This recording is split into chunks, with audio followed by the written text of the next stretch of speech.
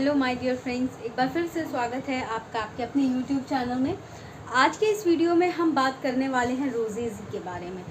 रोजेज़ी मतलब रोज़ के जैसी, कुछ ऐसी नहीं। एक्चुअली रोजेज़ी मतलब होता है रोज़ के जैसा ही, तो मतलब कुछ रेडिश सा। तो रोजेज़ी मतलब स्किन ज़रूरत से ज़्यादा रेडनेस आ जाना स्किन पर, स्किन के ऊपर आप कह लें पिंपल्स आना, उसमें पस होना, फिर वो फूटना और वहाँ पे अफेक्टेड एरिया पे बहुत ज़रूरत से ज़्यादा रेडनेस कभी कभी किसी लोगों के चेहरे पे आपने देखी होगी।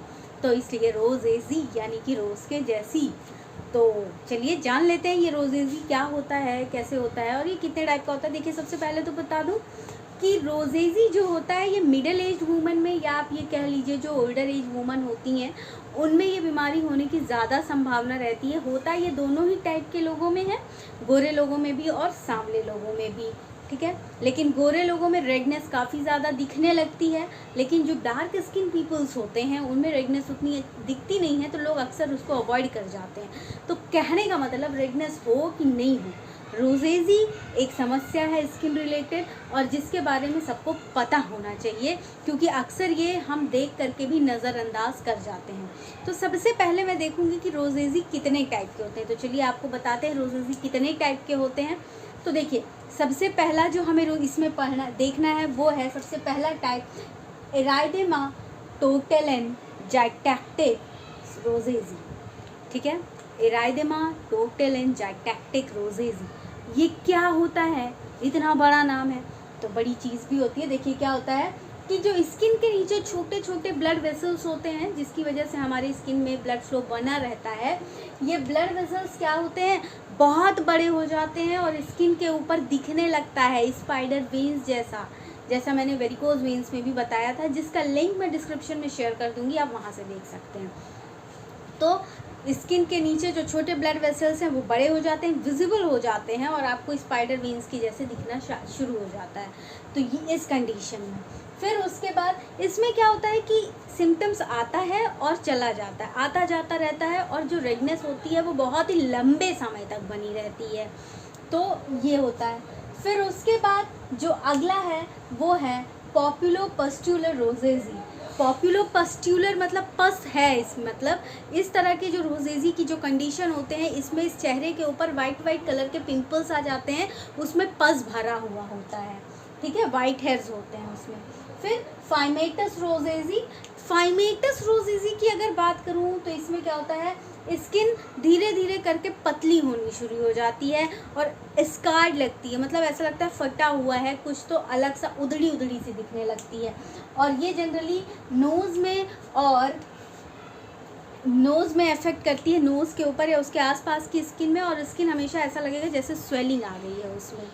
फिर उसके बाद ऑक्यूलर रोजेज़ी, ऑक्यूलर मतलब आँख की बात हो रही है, तो इसका मतलब ये होता है कि आँखों में रेडनेस आ जाएगी, आँखों में पानी सा लगेगा, वाटरी आइज लगेगा, साथ ही साथ आँखों के ऊपर आईलिड्स पर सिस्ट प्रेजेंट हो जाएगा, इसको हम कहते हैं ऑक्यूलर रोजेज़ी।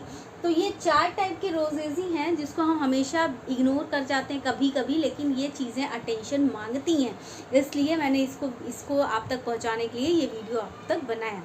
तो देखिए, अब आगे चलते हैं। वीडियो अगर अच्छी लग रही हो, जानकारी अच्छी लगी हो, तो चैनल पे नए हैं तो सब्सक्राइब करना मत भूलिएगा, वीडियो लाइक ज़रूर कीजिएगा और शेयर कीजिएगा, ठीक है। फिर आइए चलते हैं सिम्टम्स। तो इतने टाइप की रोजेज़ी तो आपने देख ली, अब इसमें लक्षण क्या होते हैं।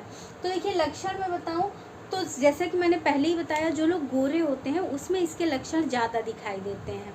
तो और साथ ही साथ ऐसा कुछ जलन सी लगेगी, और क्या होगा, रेडनेस आएगी, स्किन पे वाइट हेयर्स वाले पिंपल्स होंगे जिसमें पस फिल होगा, और रफ स्किन लगेगी, पैची स्किन लगेगी, नाक के पास सूजन आ जाती है, जैसा कि आपको इसमें बताया मैंने फाइमेटस रोजेज़ी में।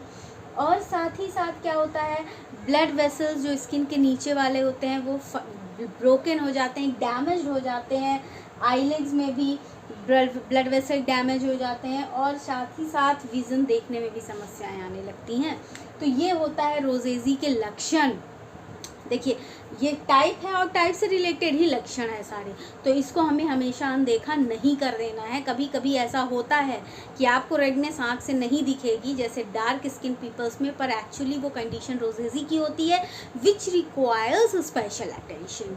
ठीक है, तो चलिए अब आगे बढ़ते हैं। आगे बढ़ने से पहले बता दूं हमारा यूट्यूब पे एक और चैनल है जिसका लिंक मैं डिस्क्रिप्शन में हमेशा देती हूँ, आप वहाँ पे भी हमें ज़रूर फॉलो कीजिएगा। चलिए आगे बढ़ते हैं। ट्रिगर्स मतलब कुछ चीज़ें ऐसी होती हैं जो अगर कोई चीज़ सामने आ जाए ना तो हम वो चीज़ें होनी ही होनी है। जैसे ट्रिगरिंग फैक्टर मतलब हम ऐसे नहीं दौड़ेंगे, हम ऐसे लेज़ी जैसे चलेंगे, लेकिन अगर हमारे पास आके अचानक कुत्ता आ जाए तो हम ट्रिगर हो जाएंगे, हम क्या करने लगेंगे, हम दौड़ना शुरू कर देंगे। तो ये ट्रिगर्स होते हैं जो चीज़ें को उकसाती हैं करने के लिए। तो क्या है ट्रिगरिंग फैक्टर इस केस में? सन एक्सपोजर, पहले ही बताया कि पहले ही रेडनेस है, अगर आप सन में जा रहे हैं, धूप में जाता जा रहे हैं तो रेडनेस और ज़्यादा आएगी। साथ ही साथ गर्म ठंडा जो मौसम होता है उसकी वजह से होने लगता है, और या तो फिर अल्कोहल कंजम्पशन जाना है ज़्यादा है और तेल मसाले वाला खाना ज़्यादा खाया जा रहा है, तो साथ ही साथ एक्सरसाइज ज़रूरत से ज़्यादा की जा रही है तो ब्लड वेसल डैमेज हो सकती हैं, और ये तो इसका कंडीशन का सिम्टम्स ही है। साथ ही साथ स्ट्रेस ज़्यादा लिया जा रहा है, या फिर कॉस्मेटिक प्रोडक्ट ज़्यादा स्किन की यूज़ की जा रही है, या फिर हेयर प्रोडक्ट ज़्यादा यूज़ किए जा रहे हैं। तो कभी कभी आप देखते होंगे हेयर में अगर डाई लगाते हैं तो जो डाई का जो कभी कुछ लोगों में रिएक्शन होता है, इसीलिए डाई के पैकेट पे स्किन सेंसिटाइजेशन टेस्ट करने के लिए लिखा होता है कि चाहे स्कैल्प पे लगाने से पहले थोड़ा सा किसी हाथ में या कहीं पर लगा कर चेक कर लें कि सेंसिटिविटी तो नहीं हो रही है, कोई रिएक्शन तो नहीं आ रहा है। तो इसलिए स्कैल्प हेयर प्रोडक्ट्स भी बहुत सोच समझ के यूज़ करनी चाहिए क्योंकि इसका रिएक्शन भी फेस पर आ जाता है। ठीक है, अब कॉजेज़ की बात कर लें भाई। अगर हम इसका कॉज बात करें, कारण की बात करें, तो कभी कभी ये जेनेटिक कारण भी होता है, बैक्टीरियल इन्फेक्शन भी होता है, फंगस इन्फेक्शन भी होता है, साथ ही साथ माइट्स का इन्फेक्शन, माइट्स में भी स्पेशली डेमोडेक्स फॉलिकुलरम, ये माइट्स का नाम है माइट का, इसकी वजह से भी होता है। साथ ही साथ एच पाइलोरी बैक्टीरिया की वजह से होता है, और ये जनरली मैंने बताया 30 से 50 वर्ष की औरतों में ज़्यादा होता है। साथ ही साथ स्मोक अगर कर रहे हैं तो ज़्यादा होने के चांसेस है, और चेहरे पे बहुत ज़्यादा एक्ने या पिंपल्स हैं तो फिर रेडनेस होने की संभावना ज़्यादा हो जाती है। कारण है ये सब। तो देखिए इतनी बातें तो पता चल गई भाई, कितने टाइप के हैं, लक्षण क्या है, कारण क्या है, कैसे उकसा दिया जा, ये बीमारी कैसे खुद को ट्रिगर कर लेती है, कैसे आ जाती है सामने। अब इलाज जानना भी बहुत ज़रूरी है, ट्रीटमेंट क्या क्या मार्केट में अवेलेबल है। ठीक है, तो चलिए शुरू करते हैं उसके बारे में भी। तो सबसे पहला जो इसके लिए ट्रीटमेंट है एज़ैलिक एसिड है। एज़ैलिक एसिड क्या करता है, बैक्टीरिया के ग्रोथ को स्किन पर रोकता है। ठीक है, फिर ब्रिमोमेडीन यानी कि मिरवैसो, ये क्या करता है, blood vessels to stop redness, blood vessels जो स्किन के नीचे वाली जो बड़ी हो गई हैं उनको हल्का करता है ताकि क्या हो कि जो रेडनेस दिख रही है वो कम हो जाए। साथ ही साथ अगला है कैल्सिन्यूरिन इनहिबिटर्स लाइक टेक्रोलिमस और पाइमिक्रोलिमस, ये है। फिर क्लिंडामाइसिन जेल्स आती हैं, क्लिंडा जेल और क्लिंगमैक्स के नाम से, जो टाइप ऑफ एंटीबायोटिक्स है जो बैक्टीरिया के ग्रोथ को प्रिवेंट करने के लिए दी जाती है। एरिथ्रोमाइसिन है, आइवरमेक्टिन जो इन्फ्लेमेशन को कम करती है, ये सब टॉपिकल प्रिपरेशंस हैं। फिर उसके बाद मेट्रोनिडाजोल और डॉक्सीसाइक्लिन एंटीबायोटिक है। फिर ऑक्सीमेटाजोलिन और सोडियम सल्फासिटामाइड और सल्फर, ये सब एंटीबायोटिक्स हैं। ठीक है, जो टॉपिकल प्रिपरेशन यानी कि स्किन के ऊपर लगाई जाने वाली हैं। देखिए फिर से बता रही हूँ, चैनल पर नए हैं तो सब्सक्राइब करना मत भूलिएगा और वीडियो को लाइक ज़रूर कीजिए और शेयर करना मत भूलिएगा।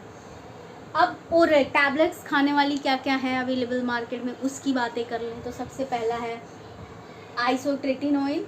इसमें भी अगर आप नाम देखेंगे तो एमनेस्टीम और क्लेरावाइस, तो ये जो टैबलेट्स हैं एमनेस्टीम और क्लेरावाइस, इसको प्रेगनेंसी में अवॉइड करना है क्योंकि ये सीरियस बर्थ डिफेक्ट कॉज करता है प्रेग्नेंट लेडीज़ में।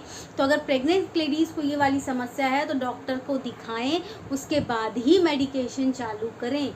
ठीक है, फिर उसके बाद आ जाते हैं लेज़र थेरेपी की बात कर लेते हैं थोड़ी सी। आजकल लोग कॉस्मेटिक जेल लेज़र थेरेपी ज़्यादा प्रेफर करते हैं। तो कभी कभी इस केस में डर्माब्रेशन होता है। डर्माब्रेशन मतलब जो स्किन के ऊपर की लेयर है जहाँ रेडनेस है उसी को रिमूव करने की बात होती है लेज़र थेरेपी के थ्रू। और जो दूसरी थेरेपी होती है वो है इलेक्ट्रोकॉशनरी। इसमें क्या होता है कि जो डैमेज ब्लड वेसल्स होती हैं उसको रिमूव करने की या उसको ख़त्म करने की पूरी तरह से कोशिश की जाती है निडल्स के थ्रू। तो ये होती है लेज़र थेरेपी। अच्छा, कुछ अब स्किन केयर रूटीन्स लेना होता है, जैसे कि अगर किसी को ये वाली समस्या है रोजेजी की, तो उन्हें क्या करना है, जब भी धूप में निकले तो हमेशा SPF 30 या 40 से अबव वाली ये सनस्क्रीन क्रीम लगा करके ही निकलें। बिना सनस्क्रीन क्रीम लगाए नहीं निकलना है। और साथ ही साथ जब भी निकले तो स्किन को कवर करके निकलें, क्योंकि सनस्क्रीन में आने से ये ट्रिगर होता है और ज़्यादा रेडनेस स्किन पर समझ में आती है। ठीक है, तो ये सारी चीज़ें आपको रोजेजी में ये सारी चीज़ें एहतियात बरतनी होती है। साथ ही साथ हो सके तो स्किन का हल्का हल्का मसाज करें, थोड़ा स्किन केयर रूटीन्स लें, लेकिन थोड़ा ज़्यादा नहीं, स्किन को ज़्यादा रब ना करें। और क्योंकि स्किन जैसे कि आपको पता है, मैंने बताया, पतली भी हो जाती है और स्क्रैप उधड़ी उधड़ी से लगने लगती है। तो ये सारी चीज़ें रोकने के लिए हल्का मसाज करें, ज़्यादा नहीं। ठीक है, और स्पाइसी फूड को अवॉइड करें, अल्कोहल कंजम्पशन, स्मोकिंग, ये सारी चीज़ें थोड़ी अवॉइड करनी होती हैं। तो ये था हमारा आज का पूरा वीडियो रोजेजी के ऊपर। उम्मीद करती हूँ वीडियो अच्छा लगा होगा। चैनल को हमारे वीडियो को लाइक कीजिएगा, चैनल को सब्सक्राइब करना मत भूलिएगा, और कोई सजेशन कमेंट सेक्शन में ज़रूर ड्रॉप कीजिएगा। अब तब तक के लिए मिलेंगे अगले वीडियो में, तब तक के लिए बाय बाय।